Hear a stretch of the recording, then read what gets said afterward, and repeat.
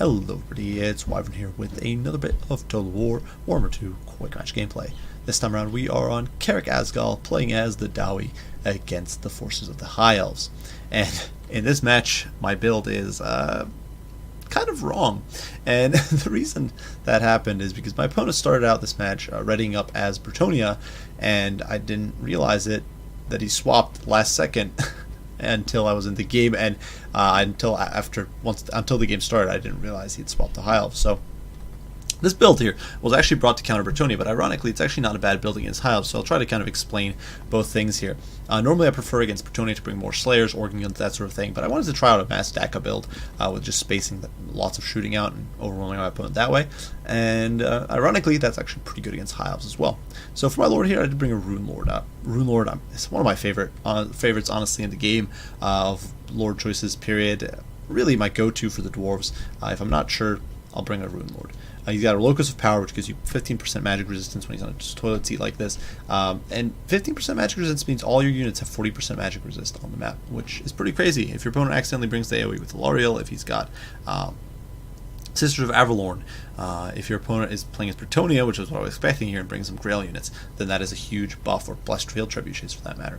Otherwise, we do have the Rune of Hearth and Home, important to keep. Now, Dwarf units, obviously legendary for their great leadership, but if your opponent goes with, say, Dragons, or in the case of Bretonia, Hippogriffs, having Rune of Hearth and Home available to keep your Dwarf Warriors in line, keep your Miners from fleeing, keep even your Iron Drakes and your Thunders from fleeing is very, very crucial.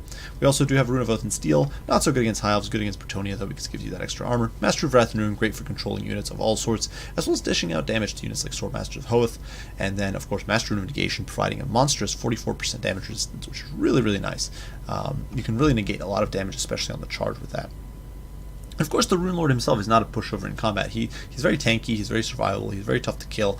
He's got monstrous resistances. He's got 25% physical resist, 15% missile resist. I didn't actually bring the Rune of Grogni, so no extra missile resist here, but and 55% magic resist on his toilet seat, so it's all pretty nuts. Now for the main component of my build, we do have a bunch of Dwarf Warriors scattered all around. These guys are simply a zoning tool. They're not here to do very much. And then a bunch of Miners with blasting charges. These guys can blow up cheaper troops like High Elf Spearmen. They'll even do a good amount of damage to, say, Swordmasters of Hoth, because they've only got 90 armor, shields don't matter, and their HP is pretty low, so potentially Miners can do some good work there.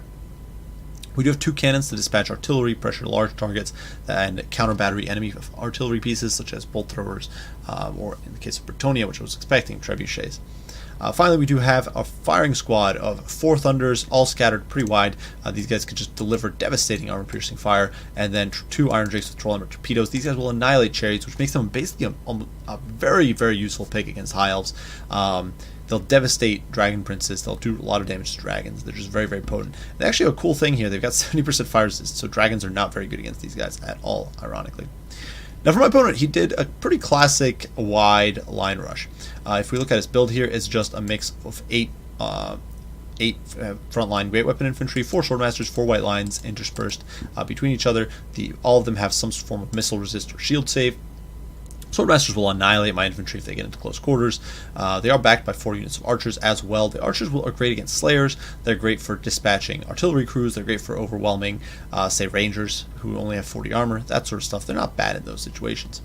Finally, my opponent does have 2 Illyrian Reavers, as well as Teclis, who only has Enfeebling Foe and a net spell. Personally, I do like bringing Regrowth. I think it's basically mandatory on Teclis, but fortunately for me, my opponent not really able to push in with Teclis because my cannons immediately start wailing on him, so he decides that discretion is the better part of valor and hides back with Teclis.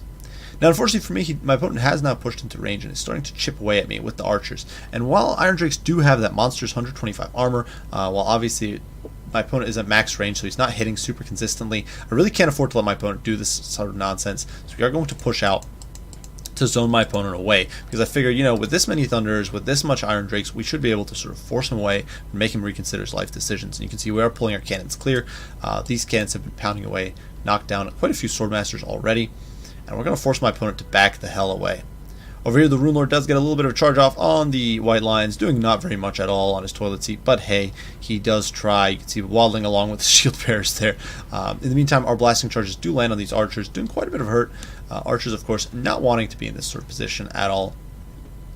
And then our Thunders do unload on these guys as they are fleeing for dear life, and do quite a bit of hurt. One of the problems here is that I don't really have a great counter archer unit. Thunders do not really have the range for the job.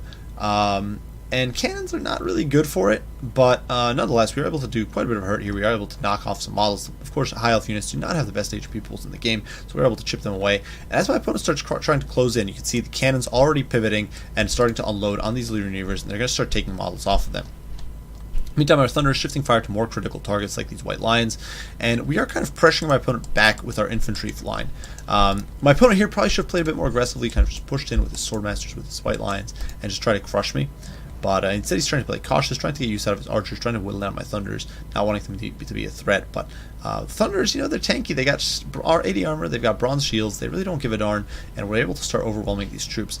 As my opponent does start pushing forward with his Swordmasters, we are going to be able to push away and put my opponent in a bit of a compromising position where the cannons are able to just pound these Illyrian Reavers and the Swordmasters, despite the miners in the way. And you can see the Master of Wrath and Ruin going down there on the Swordmasters and melting away their HP as the Thunders get a broadside and start unloading on them.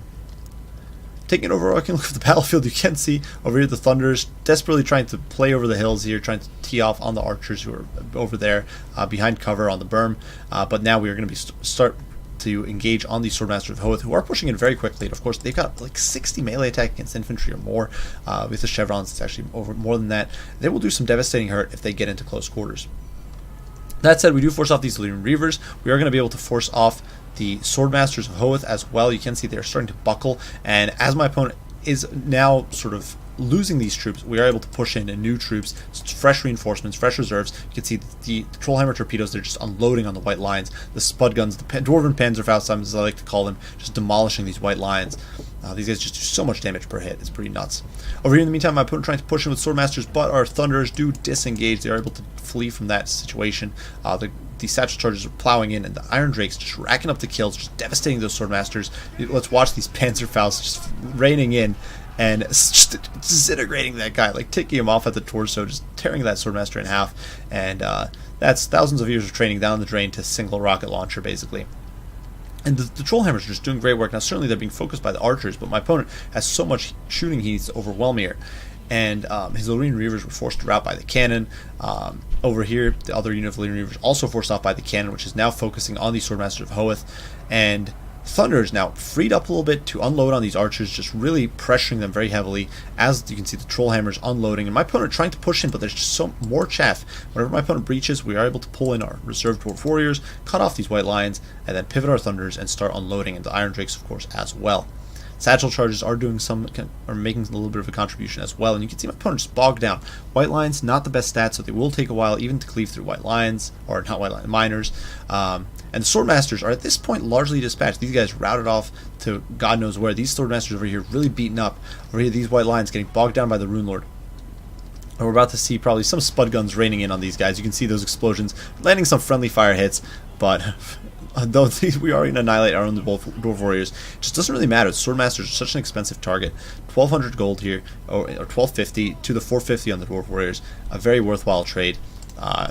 That's obviously probably sounds like Skaven speak there, but when push comes to shove, the Iron Drakes annihilating the Swordmasters is just absolutely critical. Now, unfortunately for me, my opponent doing a great job focusing the Iron Drakes. The archers have finally started to chip through that armor shielding, and the 3 AP does add up, but in the meantime, the Trollhammers have forced these guys off. You can see the Swordmasters in full flight from the Thunder Fire. Dwarf Warriors over here will be able to push through into the back.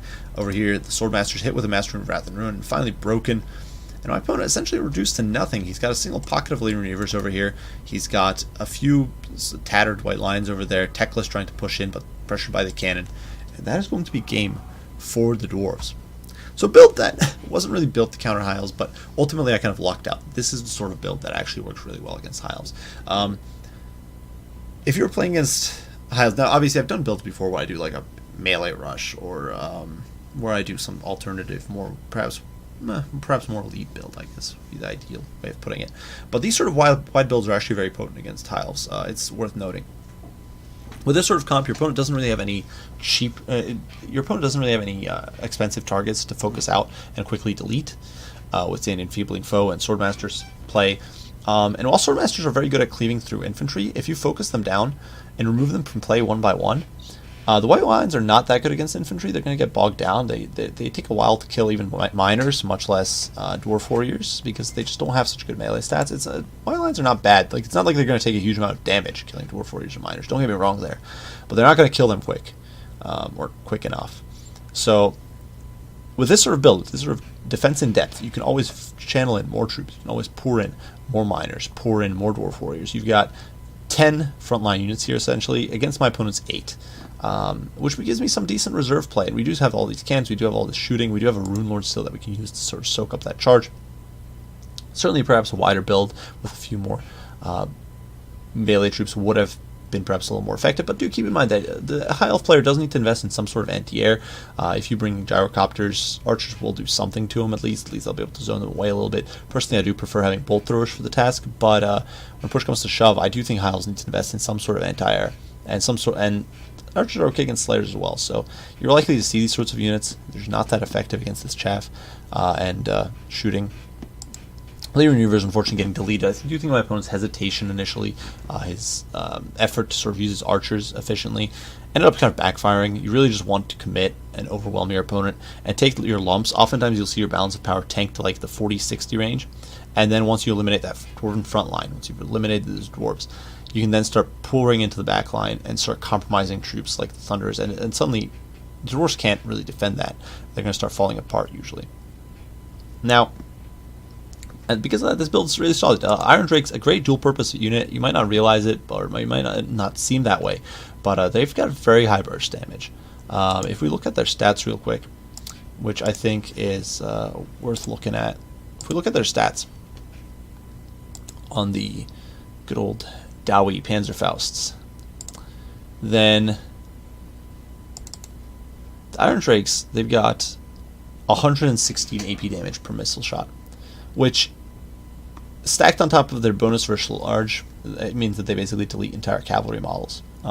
Maybe not a Dragon Prince if you don't get lucky, but still, basically delete those sorts of units. Plus, they've got explosive AP of 10, so they're going to kill an entire model off of, say, White Lions or the either White Lions or Swordmasters. They're going to lose entire models when Iron Drakes hit them, and those models are not standing back up. They're not getting healed. Like, for example, through Thunder Fire, you can heal a bit, but Iron Drakes, they will delete Cav, they will delete Dragons, and they will delete things like Swordmasters as long as you can keep them in place for your Spud Guns to do their work. So they're a huge unit. They're a really potent unit in this matchup, and the only unit that really counters them there is no unit really that counters them well at range in the High Elf roster, because Sister of Avalorn do literally almost nothing, because these guys have a combined resistance of over 100. Now it's rounded down to 90, but still, the Sisters of Avalorn do literally almost nothing, and everything else, these guys have 125 armor. They don't give a damn. So Iron Drake's a very potent unit. Definitely try them out against High Elves. And if your opponent brings Chariots, which are very potent in this matchup, Iron Drakes will do an amazing job. They'll do you proud. Thunderers, not a bad choice. Kind of like if you do a hybrid, best of both worlds. They can delete enemy archers. They can also delete, because they do have okay range at 145. Not amazing, but okay. And they do have the firepower to overwhelm things like Swordmasters, White Lions, Dragon Princes, that sort of stuff. And when you've got that many shooting units spaced out over wide frontage, your opponent is not going to be able to shut all of them down with cavalry, and you can kind of support each other with crossfires, so that's just useful. But regardless, well played to my opponent, and I do hope you guys enjoyed the video. I hope you found it hopefully entertaining. Hopefully all of you guys have a great holiday. I know it's now almost Christmas Eve, and I'm probably not going to be posting videos on either Christmas Eve or Christmas Day because I'll be celebrating. But I definitely hope all of you guys have a great Christmas. I hope all of you guys have a lot of fun, and hopefully we'll be back to our regular schedule come Wednesday. So I do thank you all for your support as usual. If you have any comments, any criticism, any questions, as always, don't hesitate to post them. I'll do my best to respond as soon as I can. I do thank you all for watching, and I will see you guys in a few days. Merry Christmas, and Wyvern out.